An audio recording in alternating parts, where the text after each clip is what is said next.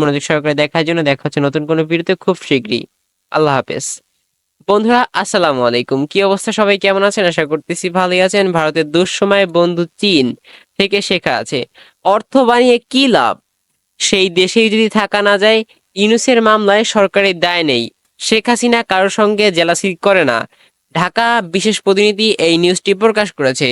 সংবাদ সম্মেলনে প্রধানমন্ত্রী শেখ হাসিনা গতকাল গণভবনে ভারতের দুঃসময় বন্ধু হিসেবে উল্লেখ করেছে প্রধানমন্ত্রী শেখ হাসিনা। একই সঙ্গে বলেছেন চীন থেকে শেখার আছে অনেক কিছু। প্রধানমন্ত্রী বললেন, কেউ মনে করে এদিক ওদিক ঝুললাম নাকি ওদিক ঝুললাম, আমি সবার সঙ্গে বন্ধুত্ব সম্পর্কে রেখে দেশকে উন্নয়ন করে নিয়ে যাচ্ছি।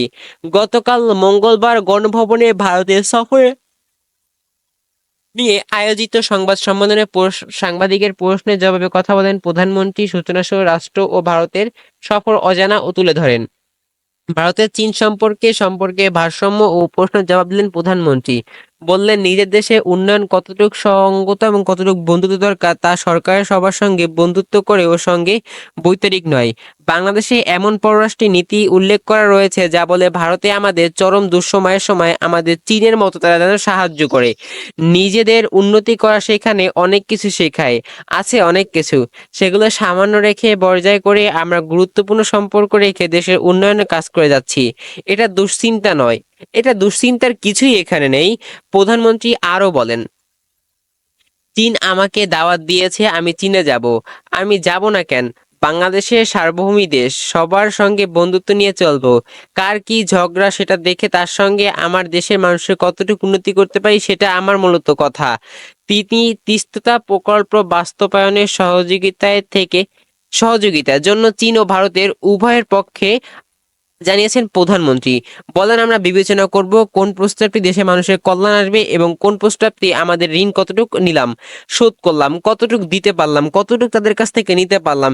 টেকনিক্যালি গ্রুপ পাঠাবো, অবশ্যই তারা আসবে, যৌথভাবে সেটা দেখবে। চীনও একটা স্বাস্থ্যসম্মত বাস্তব জানাই করে এটা দেখবে, যেটা আমাদের কাছে গ্রহণযোগ্য লাভজনক সেটাই করবে। একই সঙ্গে প্রধানমন্ত্রী বলেন, ভারতে যদি প্রকল্পীয় করে দেয় তাহলে সব সমস্যার সমাধান হয়ে যায়। ভারতের সঙ্গে তিস্তা প্রতিটা গল্পে গল্পে তারা কিন্তু অ্যাডেড রয়েছে। বন্ধুরা, ৪৫-৫৪টি নদী পানি বন্টন নিয়ে ভারতের সঙ্গে দীর্ঘ সময় রেখেছেন জানিয়ে সরকার প্রধান বলেন, চীনেরও পানি তুলে নেওয়ার চেষ্টার ঘটনায় আছে। হিমালয় রেঞ্জি নদীগুলো নিয়ে নানা ধরনের দ্বন্দ্ব আছে, সমস্যা আছে, আবার সমাধানও আছে। আর এক প্রশ্নের জবাব দিতে তিস্তা প্রকল্পীয় নিয়ে